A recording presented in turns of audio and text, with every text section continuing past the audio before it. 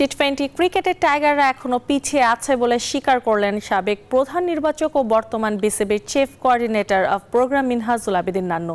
মিরপুরের home of ক্রিকেটে গণমাধ্যমে তিনি জানান, এখনও আঞ্চলিক ক্রিকেট কাঠামো তৈরি না হয় ঘরোয়া ক্রিকেট পিছিয়ে বাংলাদেশ, যার প্রভাব পড়ছে আন্তর্জাতিক ক্রিকেটেও। টি-20 ফরম্যাটে এমনি আমরা কিন্তু অনেক পিছিয়ে আছি। আপনারা জানেন আমাদের ঘরোয়া ক্রিকেট যদি আপনি দেখেন টি-20 ফরম্যাটের অনেক কম সংখ্যক ম্যাচ কিন্তু প্লেয়াররা পায়। কিন্তু বিপিএল হয়, বিপিএলে দেখবেন টিমগুলির ফ্র্যাঞ্চাইজি ক্রিকেট, এখানে আপনার ইম্পর্টেন্ট অনেক জায়গায় গুরুত্বপূর্ণ জায়গায় আপনার বিদেশি প্লেয়াররা খেলে। তো সেই জায়গায় কিন্তু আমাদের প্লেয়ারদের অপরচুনিটি কম থাকে। এখানে দেখেন আপনি যে কোনো টেস্ট প্লেয়িং নেশনে যদি দেখেন ফার্স্ট ক্লাস স্ট্রাকচারটা হচ্ছে সব স্ট্যাবলিশমেন্ট দরকার। ফার্স্ট ক্লাসের স্ট্রাকচার কিন্তু আমাদের এখনও স্ট্যাবলিশ না। আমরা কিন্তু এখনও পুরোপুরি ঢাকা কেন্দ্রিকভাবে কিন্তু চালাচ্ছি।